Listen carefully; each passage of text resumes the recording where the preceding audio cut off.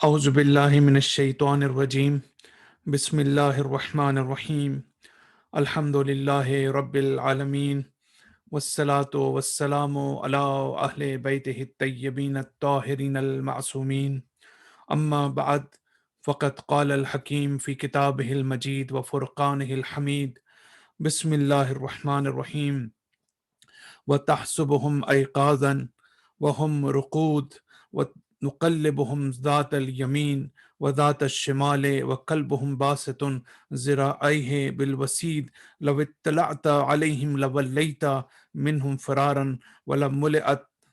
ولملئت منهم رعبا۔ سورہ کاف کی آیت نمبر 18 اس کی میں نے تلاوت کی ہے، اور جو ہمارا گزشتہ پروگرام تھا، گزشتہ جو ہمارا لیکچر تھا، اس میں بھی اسی آیت کی میں نے تلاوت کی تھی اور بعض اہم نکات جو ہیں ان کی طرف اشارہ کیا تھا۔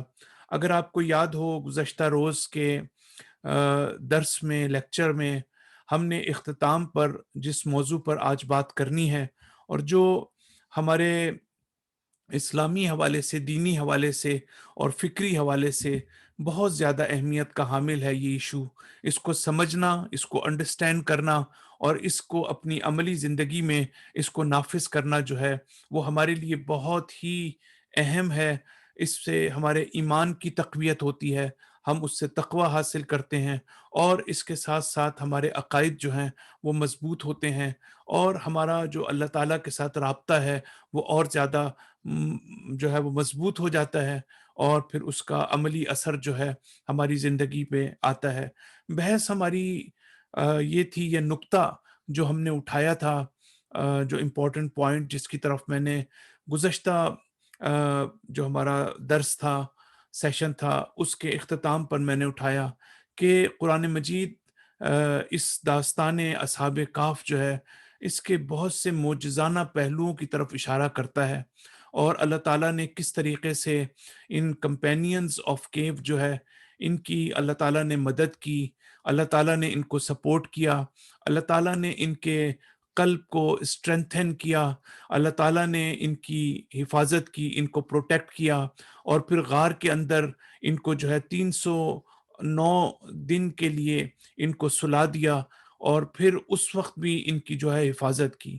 یہ ساری چیزیں ہم نے ڈیٹیل میں ہم نے اس کے اوپر قرآنی آیات کے اندر دیکھا، لیکن جو سوال اٹھایا وہ یہ تھا کہ اللہ تعالیٰ جو ہے جب اپنے معجزانہ رخ کی بات کرتا ہے تو اپنی ایک خاص انوالومنٹ کی بات کرتا ہے، تو اللہ تعالیٰ ساتھ ساتھ جو میٹیریل کازز ہیں، جو مادی جو اسباب ہیں، جو مادی راستے ہیں، اللہ تعالیٰ ان کی طرف بھی اشارہ کرتا ہے، بلکہ ان کو بھی استعمال کرتا ہے، اور ان سے بھی جو ہے ان کی طرف بھی جو ہے قرآن مجید جب کہتا ہے کہ اصحاب کہف جو ہیں، جب سورج نکلتا ہے، مشرق سے نکلتا ہے تو غار کے دائیں طرف اس کی روشنی پڑتی ہے، جب مغرب کی طرف ہوتا ہے تو بائیں طرف پڑتی ہے، اور یہ اصحاب کہف جو ہے درمیان میں ہے، سورج کی ڈائریکٹ حرارت ان کے اوپر نہیں ہے۔ اسی طریقے سے قرآن مجید میں ہے کہ جب اسی میں جو میں نے اب آیت آپ کے سامنے پڑھی کہ ان کی جو آنکھیں ہیں وہ نیند میں بھی تھوڑی سی کھلی ہوئی تھیں، اور اس کے علاوہ اللہ تعالیٰ ان کو کروٹ بدلواتا رہا تاکہ یہ ایک ہی جگہ۔ کوشچن یہاں پر ہم نے یہ اٹھایا تھا کہ اللہ تعالیٰ نے جب سارا کچھ کرنا تھا تو پھر یہ میٹیریل جو اسباب ہیں، کازز ہیں، ان کو بھی اللہ تعالیٰ جو ہے وہ ریموو کر دیتا اور ڈسمینٹل کر دیتا، اور اس کی جگہ ڈائریکٹ ہی اگر ان کی آنکھیں بند بھی رہتی تو کیا حرج تھا، اگر جو ہے وہ ایک ہی کروٹ سوتے رہتے تو کیا اللہ تعالیٰ ایسا نہیں کر سکتا تھا؟ تو سورج کی حرارت بھی ان کے اوپر پڑتی، ڈائریکٹ بھی پڑتی، لیکن اس کے باوجود ان کے جسم کو کوئی نقصان نہ پہنچتا، تو یہ بھی تو ساری چیزیں جو ہے وہ ممکن تھیں، تو اللہ تعالیٰ نے ایسا کیوں نہیں کیا؟ تو ہم نے یہ بات کی کہ دنیا میں جو مادی عوامل ہوتے ہیں، مادی اور فیکٹرز ہوتے ہیں، یہ نظام جو اللہ تعالیٰ نے بنایا ہے، کاز اینڈ ایفیکٹ کا نظام، یہ اس کائنات کا، اس عالم مادہ جس کو ہم کہتے ہیں، جس دنیا میں ہم رہتے ہیں، اس دنیا کی حقیقت کا حصہ ہیں۔ یعنی یہ نہیں ہے کہ اللہ تعالیٰ نے پہلے ایک نظام بنایا ہو، اس دنیا کو خلق کیا ہو، پھر اللہ تعالیٰ نے کہا ہو کہ میں جو ہوں خاص کازز کے ساتھ ہی کام کروں گا۔ بالکل ایسے ہی جیسے ہمارے دنیا میں ہوتا ہے کہ پہلے ایک ملک بن جاتا ہے، پہلے ایک شہر بن جاتا ہے، پہلے ایک آفس بن جاتا ہے، اس کے بعد پھر ہم اس کے لیے لاز اور قوانین جو ہیں بناتے ہیں۔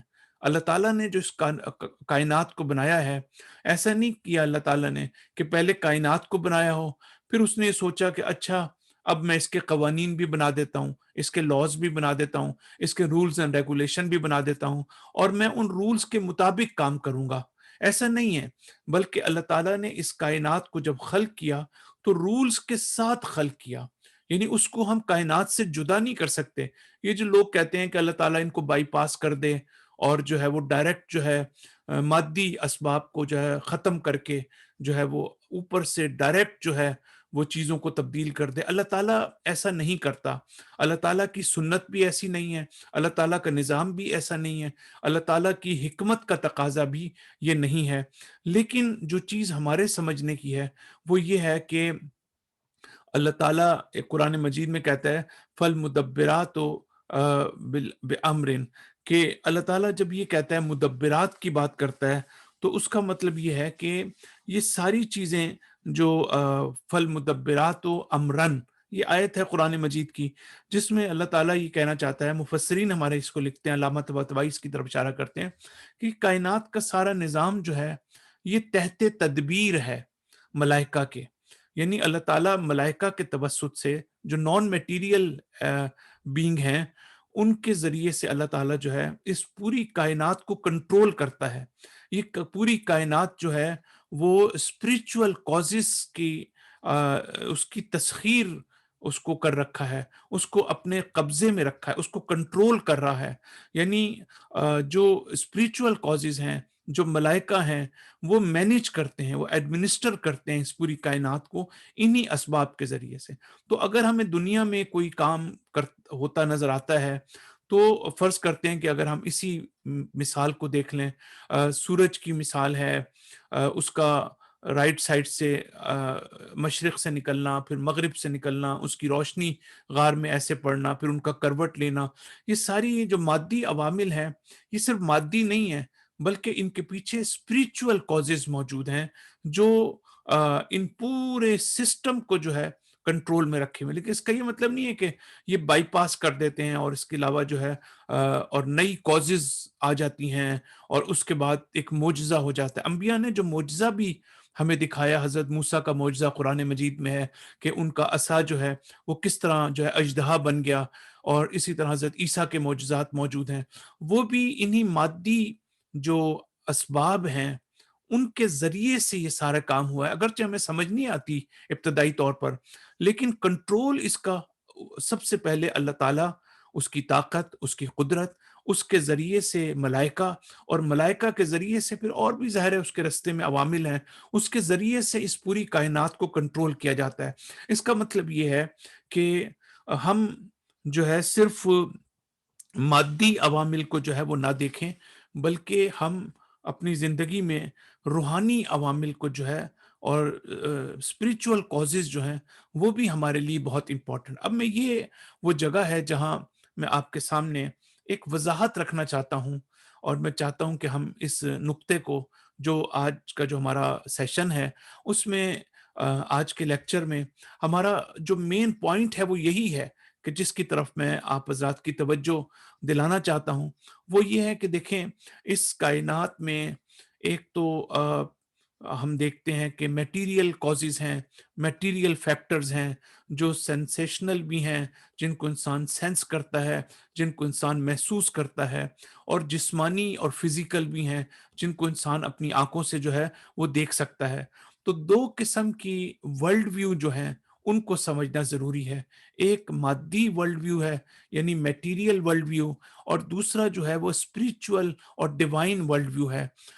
اگر ہم یہ کہتے ہیں کہ ہم مسلمان ہیں، ہم مومن ہیں، ہم اہل بیت کے ماننے والے ہیں، تو اس کا مطلب یہ ہے کہ ہم دراصل یہ کہہ رہے ہیں کہ کائنات کو جس نگاہ سے ہم دیکھتے ہیں وہ ڈیوائن پرسپیکٹو ہے، وہ الہی تصور کائنات ہے، لیکن ایک وہ شخص جو خدا پر ایمان نہیں لاتا، جو انبیاء پر ایمان نہیں لاتا، جو آخرت پر ایمان نہیں لاتا، اور وہ ہر چیز کو مادیات کے کانٹیکسٹ میں دیکھتا ہے اور میٹیریل کانٹیکسٹ میں دیکھتا ہے، اس کی بھی ایک دنیا ہے، اس کی بھی ایک ورلڈ ویو ہے، اس کی بھی ایک اپروچ ہے، تو اس کا بھی ایک پرسپیکٹو ہے۔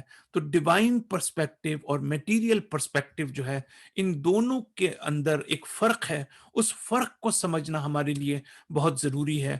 جو میٹیریل پرسپیکٹو ہے، جو لوگ مادہ پرست ہیں، جو لوگ سیکولر دنیا میں رہتے ہیں، وہ اس دنیا کو ایک الگ نگاہ سے دیکھتے ہیں۔ مثال کے طور پر اب میں آپ کو سامنے مثال رکھتا ہوں۔ مثال کے طور پر اس دنیا میں کچھ واقعات ہیں جو ہمیشہ ہماری نگاہوں کے سامنے ہوتے ہیں، مثلاً موت، ڈیتھ۔ کوئی بھی شخص، ہر ایک اس بات کو جانتا ہے کہ بالآخر اس کو اس دنیا سے جانا ہے، اور موت جو ہے اس سے کوئی چھٹکارا اور اس سے کوئی نجات کا پہلو نہیں پایا جاتا۔ اسی طریقے سے رزق، یہ جو اللہ تعالیٰ ہمیں رزق دیتا ہے، البتہ یہ تو وہ لوگ نہیں کہتے جو مادہ پرست ہیں، وہ یہ کہتے ہیں کہ بہرحال اس دنیا میں جس کو ہم رزق کہتے ہیں، جس کو ہم اپنے لیے لائیولی ہوڈ کہتے ہیں، یا جو ہماری چیز جو ہمیں فائدہ پہنچاتی ہیں، اگر ہمیں کھانے کی ضرورت ہے، اگر ہمیں پانی کی ضرورت ہے، اگر ہمیں ہماری جو دوسری نیڈز ہیں، یہ جو ہماری نیڈز کو پورا کرنا اس کائنات کے اندر، وہ ساری چیزیں ہمارے رزق کے اندر آ جاتی ہیں۔ اسی طریقے سے ہماری صحت کا مسئلہ، ہماری ہیلتھ کا مسئلہ، کبھی ہم بیمار ہوتے ہیں، کبھی ہم صحت مند ہوتے ہیں۔ اسی طرح اوور آل ہماری جو پراسپیرٹی ہے اس دنیا کے اندر، تو یہ لوگ یہ کہتے ہیں کہ موت کا تعلق بھی یہ دنیاوی اسباب سے ہے۔ آپ نے مرنا ہے تو اس کی بھی ریزنز ہیں، آپ نے نہیں مرنا تو اس کی بھی ریزنز ہیں۔ اسی طرح سے آپ کو آیا رزق ملے گا، آپ کو مال و دولت ملے گی، آپ کو آپ کی ضرورت اور احتیاج کے مطابق چیزیں ملیں گی یا نہیں ملیں گی، یہ بھی دنیاوی کازز کے تحت ہے جو ہماری انڈرسٹینڈنگ میں ہے۔ کب انسان مر جاتا ہے، اگر آپ خیال نہیں کریں گے، اپنی صحت کا خیال نہیں کریں گے، تو اس کے نتیجے میں آپ کے اوپر وائرس کا، بیکٹیریا کا، یا کوئی اور بیماری آپ کے اوپر حملہ آور ہوگی۔ اسی طرح رزق ہے، اسی طریقے سے ہم جو بات کرتے ہیں سلامتی کی، صحت کی، وہ بھی دنیاوی اسباب ہیں۔ اس سے کوئی فرق نہیں پڑتا ہے کہ چاہے میں جو ہے حق کو اپنی زندگی میں حق کا ساتھ دیتا ہوں، چاہے میرے اندر ٹروتھ فلنس ہے یا نہیں ہے، یا یہ ہے کہ میں جو ہے ہمیشہ جھوٹ پر میری زندگی قائم ہے، باطل کے اوپر میری زندگی قائم ہے، میں دوسروں پر ظلم و ستم کرتا ہوں۔ اس سے کوئی فرق نہیں پڑتا کہ میں جسٹ ہوں، عادل ہوں، یا میں ظالم ہوں۔ اس سے کوئی فرق نہیں پڑتا کہ میری زندگی میں عدالت ہے یا میری زندگی میں ظلم ہے۔ اس سے کوئی فرق نہیں پڑتا کہ میں جو ہوں حق کا راستہ اختیار کرتا ہوں یا باطل کا راستہ اختیار کرتا ہوں۔ مجھے موت آنی ہے تو اس کے بھی کازز موجود ہیں، اگر موت نے نہیں آنا اس کی بھی کازز موجود ہیں، اگر میں بیمار ہونا ہے تو اس کی بھی کازز موجود ہیں۔ اس لیے میں بیمار نہیں ہوں گا کہ میں باطل کا ساتھ دیتا ہوں، یا میں دوسروں سے دشمنی کرتا ہوں، یا دوسروں پر ظلم و ستم کرتا ہوں۔ تو یہ ایک نقطہ ہے۔ اور دوسرا اس میں یہ ہے کہ جو مادی تصور کائنات رکھتے ہیں، وہ یہ کہتے ہیں کہ چاہے تو ہم حقیقت کے طرفدار ہوں، ریالٹی کے طرفدار ہوں، ٹروتھ فلنس ہو ہمارے اندر، ہم سچائی کے، صداقت کے، حق کے طرفدار ہوں، یا ہم باطل کا ساتھ دیں، جو ہم جو عمل انجام دیتے ہیں اس کا جو اثر ہے ہمارے اوپر، وہ اثر جو ہے ہمیشہ اس کا اپنے حساب سے ہوگا۔ اس لیے میرے پہ کوئی نیگیٹو اثر نہیں ہوگا کہ میں باطل کا راستہ اختیار کیا ہوا ہے، میں حق کا ساتھ نہیں دیتا، میں سچائی کے ساتھ نہیں ہوں، میں جھوٹ بولتا ہوں۔ اس سے کوئی فرق نہیں پڑتا، چاہے میں جھوٹا ہوں، چاہے میں سچا ہوں، چاہے میں اچھا ہوں، چاہے میں برا ہوں، چاہے میں ظالم ہوں، چاہے میں عادل ہوں۔ جو بھی میں کام کرتا ہوں اس کا ایک اثر ہے، اس کا ایک ایفیکٹ ہے۔ وہ ایفیکٹ مجھ پر ہوگا، وہ اچھا بھی ہو سکتا ہے، منفی بھی ہو سکتا ہے، مثبت بھی ہو سکتا ہے، پازیٹیو بھی ہو سکتا ہے، نیگیٹو بھی ہو سکتا ہے۔ لیکن جو الہی تصور کائنات ہے، جو ڈیوائن ورلڈ ویو ہے، جو हम लोग रखना चाहते हैं, जो कुरान का बड़ा बुनियादी मैसेज है, जो आज हम जिस नुक्ते पर बात कर रहे हैं, वो पूरे कुरान का जिस्ट है, उसका एसेंस है, उसका बुनियादी मैसेज है, जिसकी तरफ अगर आपको याद हो कि हमने शुरू में ये भी कहा था कि कुरान का एक यूनिवर्सल मैसेज है कि अल्लाह ताला ये कहता है कि जो चीज़ें दुनिया में आपको नज़र आती हैं, दुनिया में आपको पहाड़ नज़र आते हैं, दुनिया में सरसब्ज़ व शादाब दरख्तों और खेत नज़र आते हैं, दुनिया में आपको दरिया और समंदर नज़र आते हैं, दुनिया में आपको खूबसूरत मसलन वादियाँ नज़र आती हैं, इस और फिर आपके पास जो चीज़ें हैं, आपके पास खूबसूरत मकान है, गाड़ी है, ये सारी चीज़ें दुनिया की ज़ीनत हैं। ये तुम्हारी और हमारी ब्यूटी नहीं है, हमारी खूबसूरती नहीं है। हमारी खूबसूरती जो है, वो हमारा ईमान है, हमारा फ़ेथ है, हमारी नीयत है, हमारी अक्ल है, हमारे अंदर जो पाए जाने वाली हिकमत है, ये हमारा असल जो है हमारी दौलत है, हमारा सरमाया है, हमारा एसेट है, हमारी ब्यूटी है।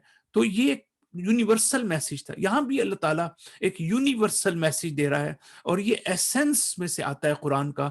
जब तक हम इन बुनियादी प्रिंसिपल्स को नहीं समझेंगे, जब तक हम कुरान के बुनियादी पैगाम को और उसकी थीम को नहीं समझेंगे, उस वक़्त तक हम खुद कुरान को नहीं समझ सकते, कुरान की आयात को नहीं समझ सकते। तो इलाही तसव्वुर कायनात के अंदर जो है, सबसे अहम बात ये है कि हम ये कहते हैं कि ये मादी जो कॉजेज़ हैं, इसके साथ-साथ स्पिरिचुअल कॉजेज़ भी हमेशा एग्ज़िस्ट करती हैं। हो सकता है हमें नज़र ना आएँ, लेकिन वो कॉजेज़ जो हैं वो एग्ज़िस्ट करती हैं। मिसाल के तौर पर हम दुआ की बात करते हैं, तो दुआ जो है कोई नज़र तो नहीं आती एक चीज़, मादी लिहाज से, फिज़िकल के तौर पर, फिज़िकल तो नहीं है कोई चीज़, लेकिन हम ये कहते हैं कि दुआ का इस कायनात पे असर है। यहाँ जो इंसिडेंट्स होते हैं, जो इवेंट्स होते हैं, जो वाक़यात होते हैं, या दूसरे अल्फ़ाज़ में जो हमारी क़ज़ा व क़दर है, जो हमारी डेस्टिनी है, जो हमारे ज़िंदगी के नताइज हैं, उसका बराह रास्त ताल्लुक जो है वो दुआ से भी है। दुआ का एक असर है, अगरचे स्पिरिचुअल है। जब हम नज़र करते हैं अल्लाह ताला के लिए, वो एक स्पिरिचुअल कॉज़ है। तो युफ़ूना बिन नज़र, अहले बैत अलैहिमुस्सलाम के बारे में है कि वो अपनी नज़र को हज़रत फ़ातिमा ज़हरा सलामुल्लाह अलैहा वफ़ा करते हैं। जब वो नज़र करते हैं तो उसको पूरा करते हैं। इसका क्या मतलब है? इसका मतलब ये है कि अहले बैत का जो घराना है, उनकी ज़िंदगी में स्पिरिचुअलिटी जो है वो डोमिनेट करती है। स्पिरिचुअलिटी जो है वो एग्ज़िस्ट करती है। यानी इनका ईमान जो है वो स्पिरिचुअल कॉज़ेज़ के ऊपर भी है, सिर्फ़ मटीरियल कॉज़ेज़ के ऊपर जो है वो इसका ईमान नहीं है। तो आपने देखा कि ये बहुत ज़रूरी है इस बात को समझना कि हम जो हमारा जो तसव्वुर कायनात है, वो हमारा स्पिरिचुअल कॉज़ेज़ पर भी हमारा ईमान होना चाहिए। और जैसा कि मैंने शुरू में कहा कि तदबीर इन्हीं के हाथ में है। हत्ता जो कायनात के जो असबाब नज़र आते हैं, अवामिल नज़र आते हैं आपको, जैसे फ़र्ज़ करें आग है, वो चीज़ों को जलाती है, पानी जो है वो आपकी प्यास बुझाता है, खाना जो है आपकी भूख मिटाता है, ऑक्सीजन जो है उसके ज़रिए से आप साँस लेते हैं। सारे काम जो आपको इस दुनिया में नज़र आते हैं, ये इस दुनिया के नहीं हैं। ये जो कॉज़ेज़ आपको नज़र आती हैं, ये रियल कॉज़ेज़ नहीं हैं। ये टूल हैं, एक वसीला हैं, उन स्पिरिचुअल कॉजेज़ असल कुव्वत हैं। इसके पीछे जो कुव्वत मुहर्रिका है, इसके पीछे जो असल पावर है, वो स्पिरिचुअल कॉजेज़ की पावर है और वही जो है बेसिकली एग्ज़िस्ट करती हैं और ये सिर्फ़ एक टूल है। मतलब बिल्कुल ऐसे ही है, जैसे आप एक गाड़ी बनाते हैं। सो गाड़ी में जो असल चीज़ जो गाड़ी को चलाती है, वो क्या चीज़ है? आपसे अगर मैं पूछूँ कि जब आप एक अपनी कार चलाते हैं, तो उसमें असल चीज़ क्या है? जो गाड़ी को हरकत देती है, तो आप कहेंगे गाड़ी का इंजन है। गाड़ी में जो हम गैस डालते हैं वो है, उसका इंजन है। तो वो है असल चीज़ कि जिसकी वज़ह से गाड़ी मूव करती है। तो मैं आपसे पूछता हूँ कि फिर गाड़ी के जो व्हील हैं, उसका क्या किरदार है? तो आप कहेंगे कि व्हील जो है वो गाड़ी को हरकत नहीं देते हैं। व्हील जो है वो वसीला है, वो टूल है सिर्फ़। यानी इंजन जो है वो इसके ज़रिए से जो है अपना काम करता है। तो ये जो बड़ा ज़रूरी है कि एक चीज़ को असल और दूसरा टूल, इसी तरीके से इस कायनात के अंदर जो है ये सारी चीज़ें जो हमें नज़र आती हैं, अगर आग में एक तासीर है, पानी में तासीर है, हवा में तासीर है, इन चीज़ों में कोई असर है, तो ये असर इनका अपना नहीं है, बल्कि इनके पीछे जो है वो स्पिरिचुअल कॉजेज़ जो हैं वो हाकिम हैं, وہ ڈومینیٹ کرتی ہیں، وہ ان کو کنٹرول کرتی ہیں، وہ ان کو اپنے قبضہ قدرت میں لی میں. یہ سب وسیلہ ہیں تاکہ جو اصل کازز ہیں، اللہ تعالیٰ کے جو مقاصد ہیں، ان کو جو ہے ان وسیلے کے ذریعے سے پورا کیا جا سکے. لیکن اس کا یہ مطلب نہیں ہے کہ ہم وسیلے کو اہم نہ سمجھیں. وسیلہ بھی بہت اہم ہے. کیوں اہم ہے؟ بالکل اسی طریقے سے فرض کریں کہ آپ گاڑی چلا رہے ہیں، آپ کہیں چلو یہ تو وسیلہ ہے، یہ تو ایک ٹول ہے، اگر میں ایک ویل نہ بھی ہو میری گاڑی میں تب بھی وہ چلے گی. ایسا نہیں ہے. آپ کو دنیاوی اسباب پر بھی غور کرنا ہے. دنیاوی اسباب بھی اتنے ہی اہم ہیں جتنے مثلا اسپرچل کازز. اگرچہ اسپرچل کازز تو بڑی بنیادی چیز ہے، لیکن اس لحاظ سے جو ہے وہ سمجھنا ضروری. دوسرا نقطہ جو میں کہنا چاہتا ہوں کہ میں اس کی طرف دوبارہ میں واپس آؤں گا، وہ یہ ہے کہ یہ جو مادی دنیا ہے اور جو الہی تصور کائنات ہے، اس کے تحت یہ جو کائنات ہے اس کو ہم ایک اور نظریے سے دیکھتے ہیں. یہ ہمارا پرسپیکٹو اس کے سلسلے میں کچھ اور ہے. اور وہ ہمارا پرسپیکٹو کیا ہے؟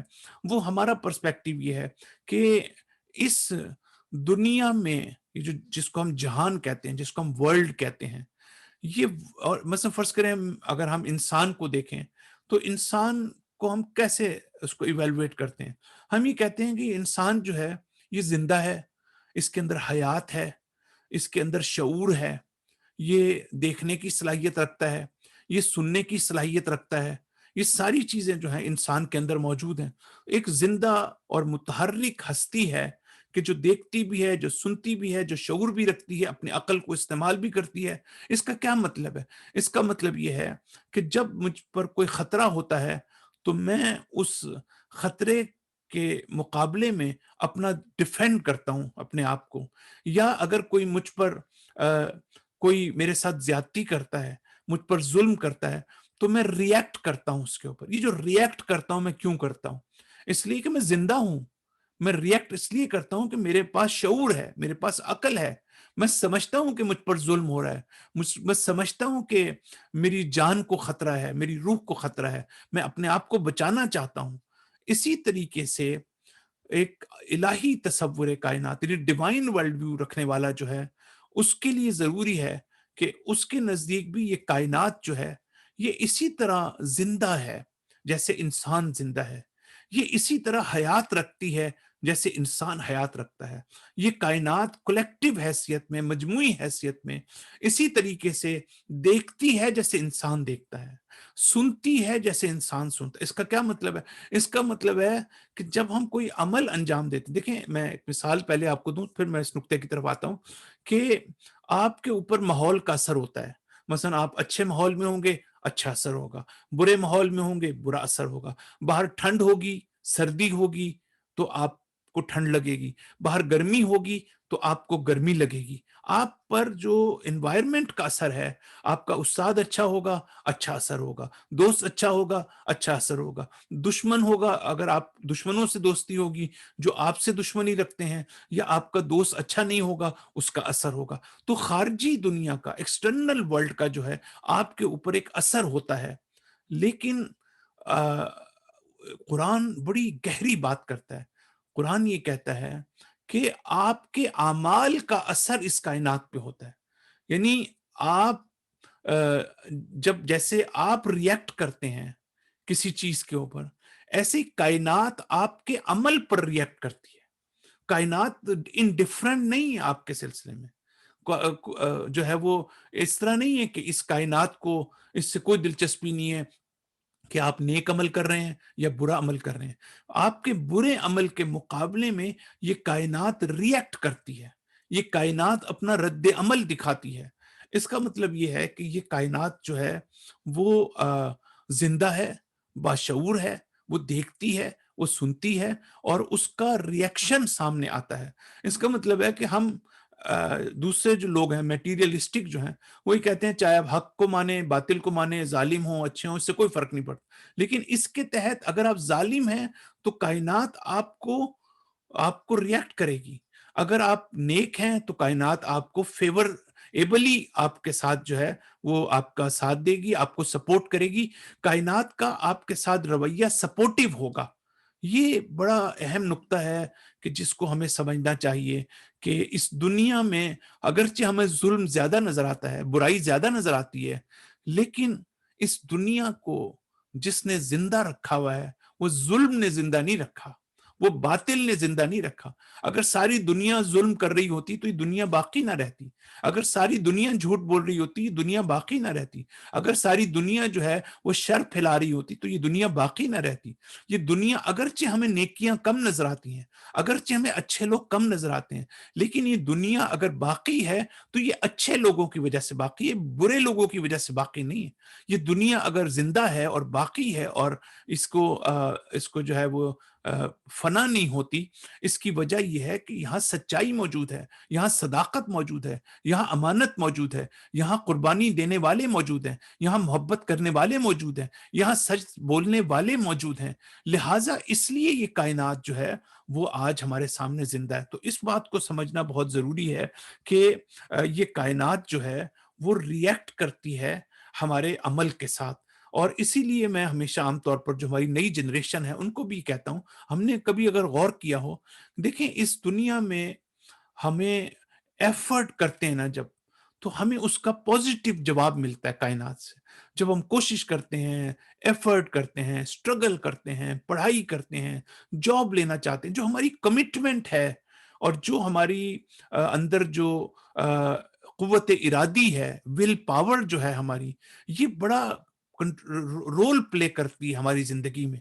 जितना हमारे अंदर की दुनिया में विल पावर होगी, जितना हमारे अंदर होप, जो होप का जो इशू है, शायद किसी मौके पर तफसील से उम्मीद, होप जो है इंसान की जिंदगी में कितनी इंपॉर्टेंट है और एक्सपेक्टेशंस जो हैं उस पर मैं बात करूंगा। लेकिन आप ये देखें कि इसका कायनात जो है आपको मदद करती है, आपको सपोर्ट करती है, आप अपने मकसद तक पहुंचते हैं, अपने हदफ तक पहुंचते हैं। क्यों पहुंचते हैं? इसलिए कि आप जब कोशिश करते हैं, कायनात आपको फेवर देती है, आपको, आपके लिए ग्राउंड्स तैयार करती है, आपको आपके मकसद से करीब करती है। तो ये चीज बयान करने के बाद अब मैं जो एक नुक्ता बयान करूं, इंशाल्लाह कल के लेक्चर में थोड़ी सी एक दो बातें और करके फिर हम नेक्स्ट मैसेज के ऊपर जाएंगे। लेकिन यहां मैं एक बड़ी इंपॉर्टेंट हदीस आपके सामने रखना चाहता हूं जो बहुत ही इंपॉर्टेंट है। एक तो हमने ये इसको देखा कि स्पिरिचुअल कॉजेज जो हैं उन पर बहुत जरूरी है कि हम उन पर गौर करें। जैसे हम नजर करते हैं, जैसे हम अल्लाह ताला पर ईमान लाते हैं, अल्लाह ताला की ताकत है, कुदरत है, इसी तरीके से हम जो है वो दुआ करते हैं, इसी तरीके से हम सदका देते हैं, इसी तरह हम एहसानात करते हैं, अल्लाह ताला के रास्ते में हम खर्च करते हैं। इन सारी चीजों का इस कायनात पर असर है। स्पिरिचुअल कॉजेज हैं, अगरचे ये मटेरियल कॉजेज के जरिए हमें मदद पहुंचाती हैं, डायरेक्ट नहीं पहुंचाती लेकिन पहुंचाती हैं, इनका असल रोल है। अब मैं ये हदीस आपके सामने पढ़कर और फिर मैं इंशाल्लाह आपकी जहमतों को तमाम करूंगा। हदीस बड़ी इंपॉर्टेंट, इमाम अलैहिस्सलाम ये कहते हैं, दुनिया में जो लोग गुनाह की वजह से मरते हैं, अपनी गलतियों की वजह से मरते हैं, अपनी मिस्टेक्स की वजह से मरते हैं, अपनी बुराइयों की वजह से मरते हैं, उनकी तादाद ज्यादा है बनिस्बत उन लोगों के कि जो अपनी तबीई मौत मरते हैं, नेचुरल डेथ के साथ मरते हैं। यानी रूटीन में अगर आप चलते रहें तो आप 60 साल के, 80 साल के, 90 साल के होके मर जाएंगे। लेकिन जो दुनिया में अगर आप हिसाब किताब लगाएं, ये जो लोग डेथ होती है लोगों की, ये जो डेथ होने वाले हैं, इनकी डेथ इमाम अलैहिस्सलाम कहते हैं कि गुनाह की वजह से मरने वालों की तादाद ज्यादा है। मसलन ये ऐसे ही है जैसे आजकल आप ये कहें कि कोविड की वजह से जो डेथ्स हो रही हैं वो ज्यादा है नेचुरल डेथ से। वो नेचुरल डेथ भी तो साथ साथ होती है इंसान की, लेकिन आप ये कह रहे हैं कोविड की वजह से जो डेथ हो रही है वो ज्यादा है।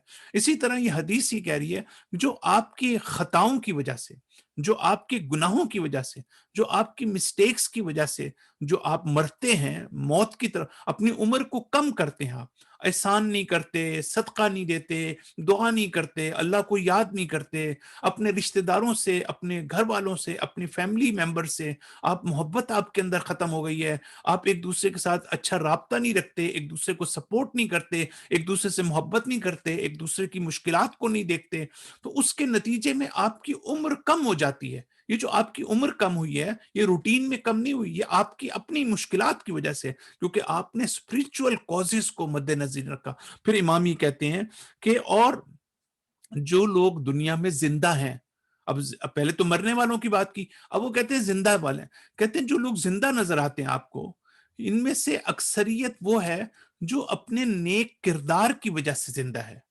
اور جو ہے بنسبت اس کے کہ جو طبی عمر کے تحت زندہ ہوتے ہیں، مثلا روٹین میں اگر آپ ہیں تو آپ زندہ ہیں 70 سال، 80 سال، 90 سال، لیکن جو اگر ہم ان کو دیکھیں تو ہم دیکھیں گے کہ یہ لوگ جو زندہ ہیں، یہ اس لیے زندہ نہیں ہے کہ ان کی طبیعی عمر ہے، نیچرل عمر ہے، بلکہ اس لیے زندہ ہیں کہ یہ نیکیاں کرتے ہیں، یہ اچھا کام کرتے ہیں، یہ صداقت اور امانت اور عدالت کے ساتھ زندگی گزارتے ہیں۔